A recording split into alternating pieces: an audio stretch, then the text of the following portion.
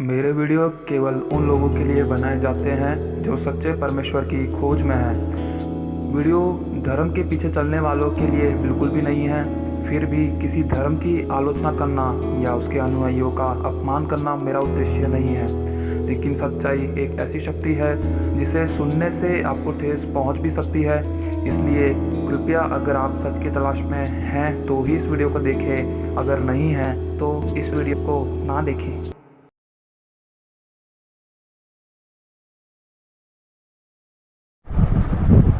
आप सबको सच्चे परमेश्वर की तरफ से शांति मिले। मेरा नाम प्रकाश और मैं आज उन लोगों से बात करना चाहता हूँ जो लोग सच्चाई की खोज में हैं। बहुत से लोगों के मन में ये सवाल है कि सच्चाई क्या है, वो कहाँ रहती है, वो कैसी दिखती है।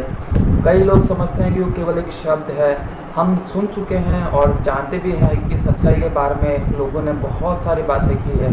सच एक ऐसा शब्द बन चुका है कि जो लोग सुनते तो हैं लेकिन समझते नहीं हैं। एक ऐसा शब्द बन चुका है जो लोग दूसरों से सुनना चाहते हैं लेकिन खुद बोलना नहीं चाहते हैं। एक ऐसा शब्द बन चुका है जिसके बारे में लोग कई सालों से बातें कर रहे हैं, कई अरसों से बातें कर रहे हैं, लेकिन उसको अपने जीवन में आज तक फॉलो नहीं कर सके हैं।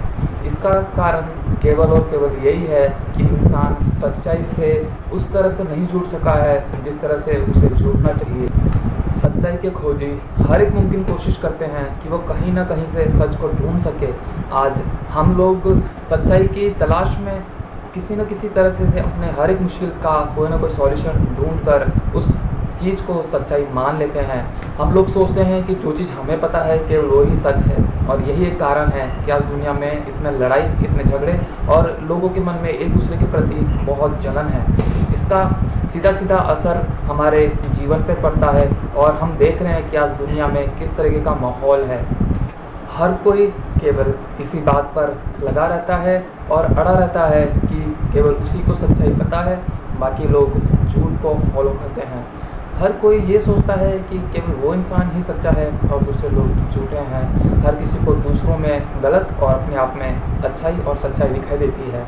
यही एक कारण है कि आज लोग एक दूसरे से जुड़ नहीं पा रहे हैं। मेरी कोशिश है कि मैं इस वीडियो के द्वारा लोगों को जोड़ सकूं, लोगों के मनों में इस बात को उत्पन्न कर सकूं, इस बात को पैदा कर सकूं कि लोग एक दूसरे के साथ जुड़ने की कोशिश करें और दूसरों को भी ये बताने की कोशिश करें कि हमें किसी और के पीछे नहीं बल्कि सच्चाई के पीछे चलना है। और जब हम लोग सच्चाई को फॉलो करेंगे, उसके पीछे चलेंगे, तो सारे लोग एक मन हो जाएंगे, क्योंकि सारे लोग सच्चाई को जान पाएंगे और सच्चाई की खोजी ज़रूर इस बात की कोशिश में रहेंगे कि वो लोग आज जान सके कि सच्चाई है क्या। जैसा कि मैंने कहा कि सच्चाई एक शब्द है, वो एक ऐसा शब्द है कि जो सुनना तो हर कोई चाहता है लेकिन बोलते बहुत कम लोग हैं। लेकिन सच्चाई जब लोगों के सामने परोसी जाती है और जब सच्चाई बोली जाती है तो बहुत कम लोगों को उसका स्वाद पसंद आता है। इसका कारण ये है कि आज लोग सच्चाई से दूर हो चुके हैं।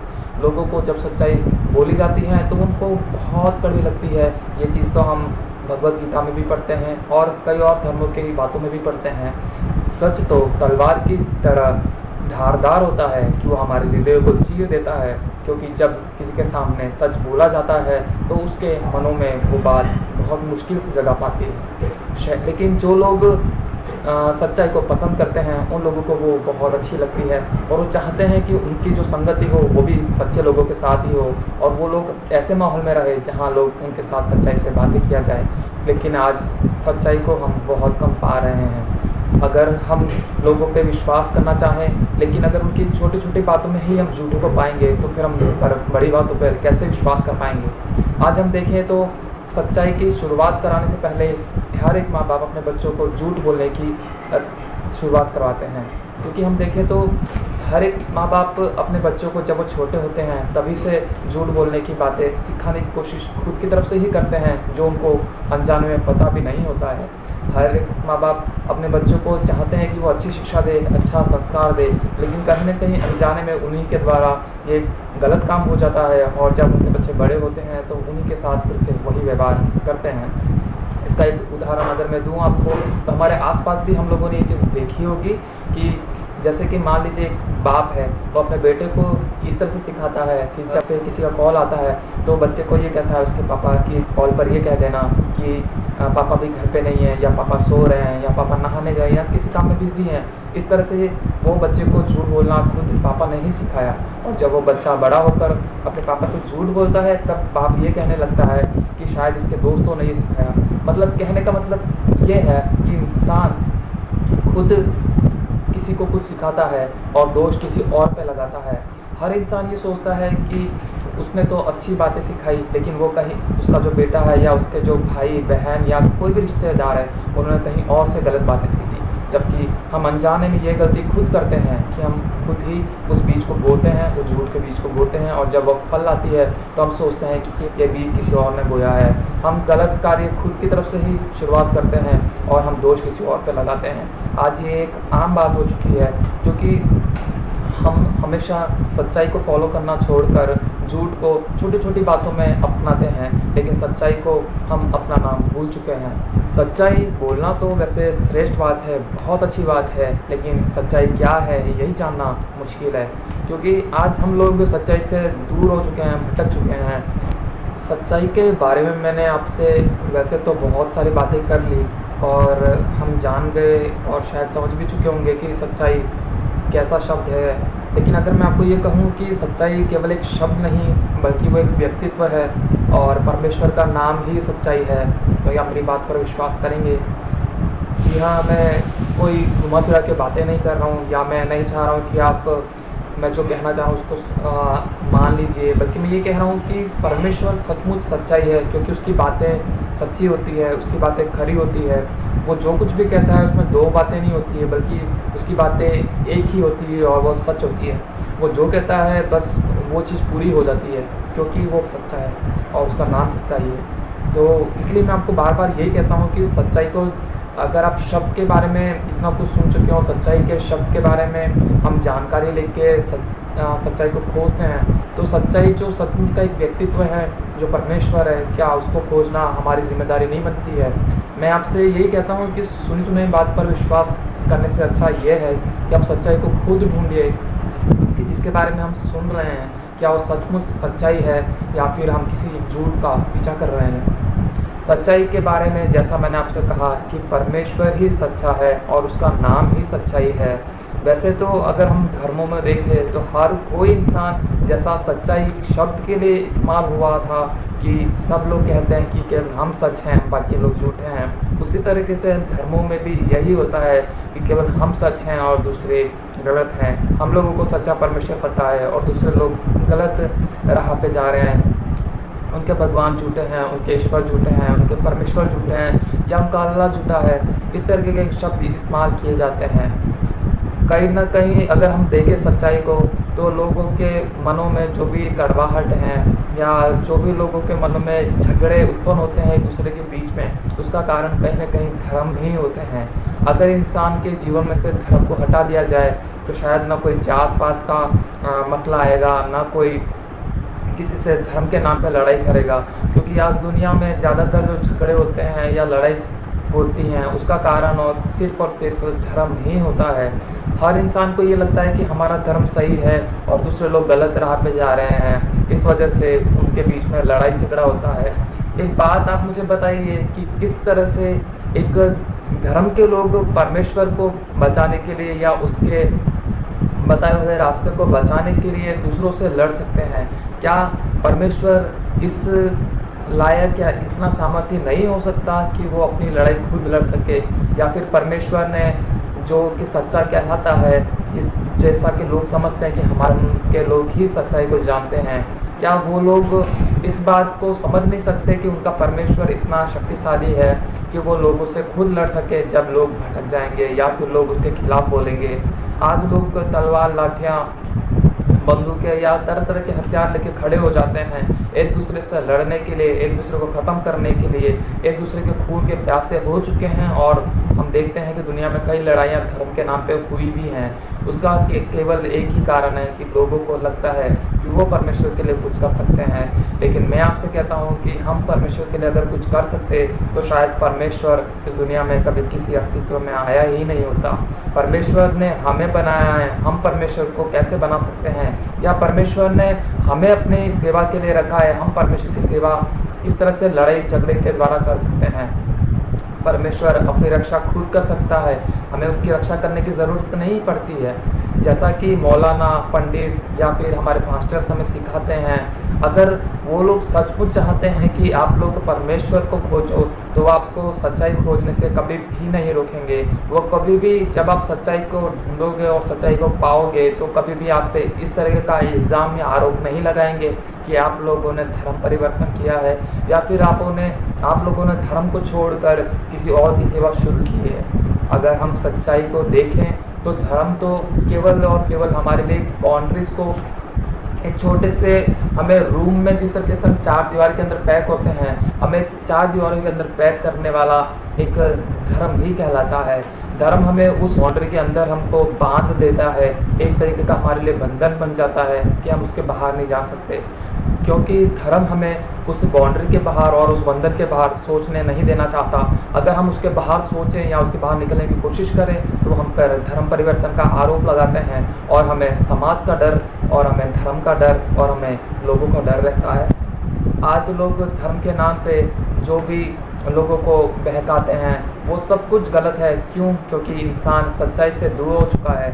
अगर इंसान खुद सच्चाई को जानने की कोशिश करेगा तो ज़रूर वो धर्मों से आज़ाद हो जाएगा। लोग कई बार कहते हैं कि ये धर्म बुरा है, वो धर्म बुरा है। मैं आपसे ये कहता हूँ कि धर्मों को आप किस तरह से तोल सकते हैं या धर्मों को आप किस हिसाब से अच्छा या बुरा कह सकते हैं।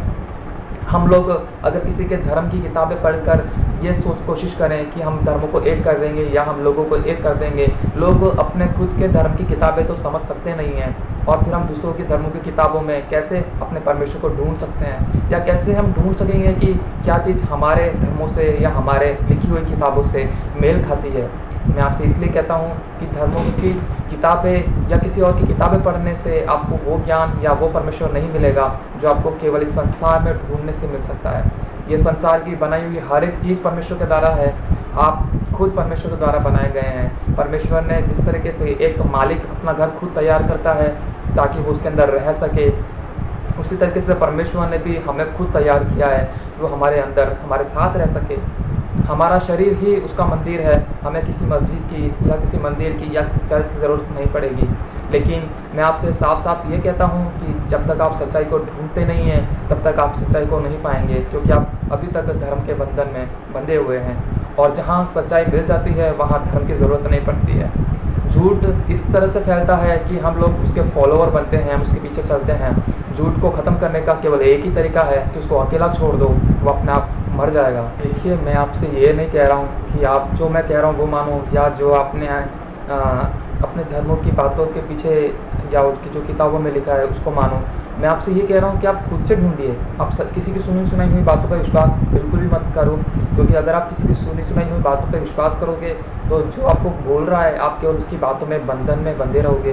जितना वो जानता है वो आपको उतना ही ज्ञान दे पाएगा। लेकिन अगर आप खुद से ढूंढोगे तो हो सकता है कि आप परमेश्वर को पा लो, आप सच्चाई को पा लो। क्योंकि जब आप सच्चाई को ढूंढोगे तो वो आपके आसपास होती है। परमेश्वर हर समय हमारे आसपास रहना चाहता है। परमेश्वर ने हमें बनाया है इसलिए ताकि हम उसके साथ संगति कर सके, उसको ढूंढें और उसको जानने वाले बने। आज विज्ञान चाहे कितना भी आगे बढ़ जाए, वो परमेश्वर की सृष्टि में से उसकी केवल खोज कर रहा है, लेकिन नया संसार नहीं बना सकता है। इसलिए परमेश्वर ही महान है। आप इस बात को जानते हैं और बहुत से लोग जो परमेश्वर को खोजते हैं वो इस बात को समझते भी होंगे। इसलिए मैं आपसे बार बार ये कहूँगा कि आप सच्चाई को ढूंढिए। सच्चा परमेश्वर जब आपको मिलेगा तो आपको शांति फील होगी और आप लोग धर्मों से आज़ाद हो जाओगे, क्योंकि सच्चाई हमें आज़ाद करती है। और मैं आपसे ये भी कहना चाहूँगा कि जब आप सच्चाई को पाओगे तो हो सकता है, जैसा मैंने अपने जीवन में देखा है, 3 स्टेज से हर एक इंसान को गुजरना पड़ता है। सबसे पहले जब आप सच्चाई को जानोगे और सच्चाई को आप समझ पाओगे कि सच्चाई क्या है, तब हो सकता है कि लोग आपका मजाक उड़ाएं, क्योंकि सबसे पहला स्टेज सच्चाई को जानने के बाद आपके जीवन में आपका मजाक उड़ाया जाना और आपकी हंसी उड़ाया जाना ही होता है। लोग आपको पागल कहेंगे, लोग आपको मूर्ख समझेंगे, लेकिन आप अपनी बात पे लगे रहना, अपनी बात पे अड़े रहना, क्योंकि सच्चाई आपके साथ है। सच्चाई को देखो, आप चाहे कितना भी लोग दबाने की कोशिश करें, लेकिन सच्चाई अपना रूप और अपने आप को एक दिन लोगों के सामने प्रकट करती है। उसी तरीके से अगर आप अड़े रहोगे और आप जानोगे सच्चाई को, तो आपको खुद को शांति फील होगी और आप लोगों के सामने एक दिन अपनी सच्चाई को जरूर प्रकट कर पाओगे, क्योंकि सच खुद ब खुद लोगों के सामने आ जाएगा। और सच्चाई को जानने के बाद जो दूसरा स्टेज हमारे जीवन में आता है वो ये कि लोगों के द्वारा हमारा विरोध किया जाता है। जब कभी भी हम सच्चाई को जानेंगे, हो सकता है सबसे पहले हमारा मजाक उड़ाया जाए, फिर हमारा विरोध किया जाए, क्योंकि लोगों को ये लगता है कि अभी भी ये मूर्ख लोग सच्चाई को या फिर हमारे धर्म को नहीं समझ रहे हैं, या हमारा धर्म को तुच्छ समझ रहे हैं, कमज़ोर समझ रहे हैं। और जो तीसरा स्टेज जीवन में आता है वो ये कि जब हम सच्चाई को फॉलो करते हैं, उसके लिए अटूट निर्णय लेते हैं कि अब से हम कभी भी सच्चाई को नहीं छोड़ेंगे, तो चाहे हमारा कितना भी विरोध हो, लेकिन तीसरा स्टेज हमारी लाइफ में ये आता है कि लोग हमारी सच्चाई को अपनाना शुरू कर देते हैं। लोग स्वयं कहते हैं कि हाँ, ये लोग सच कह रहे हैं। जैसा मैंने आपसे पहले भी कहा कि सच्चाई को किसी की समर्थन की ज़रूरत नहीं है, क्योंकि वो आत्मनिर्भर है और उसको किसी भीड़ की ज़रूरत नहीं है। सच के लिए केवल दो लोगों की ज़रूरत है, एक बोलने वाले की और एक सुनने वाले की। अगर हमारा परमेश्वर सच्चा है, वो हमें सच्चाई बताएगा और हम उसको सुनेंगे, तो हम उसी बात को लेकर आगे बढ़ सकते हैं, हमें किसी और की ज़रूरत नहीं पड़ेगी। मैं आपसे फिर से आखिरी बार यही विनती करता हूँ कि सच को ढूंढिए, जब तक वो पास है उसको पुकारिए। वो आपको जब मिलेगा तो आप जीवन पाओगे, क्योंकि आपने सच्चाई को जान लिया है। सच्चाई हर समय आपके आसपास ही होती है, केवल आपको उसको ढूंढने की ज़रूरत है, क्योंकि परमेश्वर चाहता है कि आप उसको ढूंढिए। वो आपके आसपास है, तो आप केवल उसको पुकारिए। आपको किसी मंदिर में, मस्जिद में या किसी चर्च में जाके ही उसको ढूंढने की ज़रूरत नहीं है, बल्कि वो आपके आसपास है। आप अपने घर में, अपने मन में उसको पुकारिए। वो चाहता है कि आप उसके साथ रहें। जब तक परमेश्वर जो कि सच्चा है वो मिल सकता है, उसको ढूंढिए।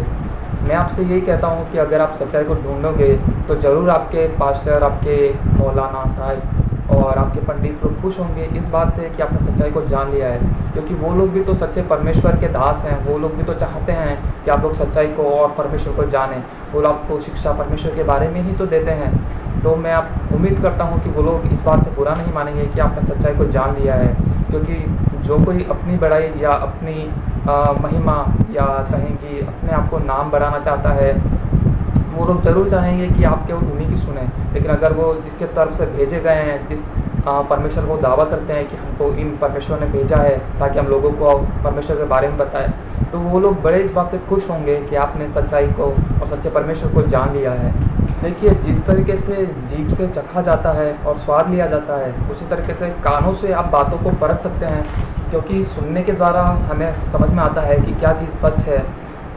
जैसे कि हमने इस ज्ञान को पाया कि दुनिया में क्या चीज़ें अच्छी है, क्या चीज़ें बुरी है, जिस तरह से हमने इस ज्ञान को पाया कि कौन सा फल अच्छा है, कौन सा फल सड़ा हो सकता है, या कौन सा फल अच्छा हो सकता है, या सब्जी के बारे में या कपड़ों के बारे में, या जो चीज़ भी हम अपने जीवन में इस्तेमाल करते हैं। आज अगर हम फ़ोन लेने के लिए दुकान में जाए तो हम सबसे पहले उसके बारे में सारा नॉलेज इकट्ठा करते हैं कि उसके बारे में कि क्या फ़ोन अच्छा रहेगा, कौन सा फ़ोन अच्छा रहेगा, क्या फ़ीचर्स अच्छे रहेंगे। उसी तरह से हमें हर बात को समझना, हर बात को ढूंढना ज़रूरी है। जब हम ढूंढेंगे तो हम सच्चाई को पाएंगे।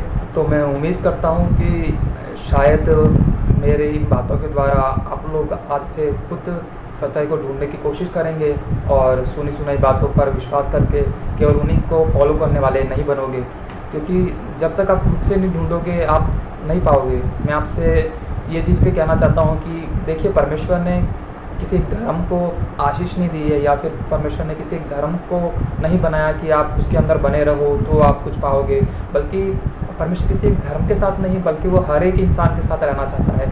परमेश्वर ने, जैसे मैंने आपको पहले भी कहा कि हर एक इंसान अपना घर खुद बनाता है, उसी तरीके से परमेश्वर ने भी हमें तैयार किया है कि वो हमारे अंदर हमारे साथ रह सके। इसलिए मैं आपको कहता हूँ कि परमेश्वर के पीछे अगर हम चलेंगे तो हम किसी धर्म के साथ चल के परमेश्वर के पीछे नहीं चल सकते।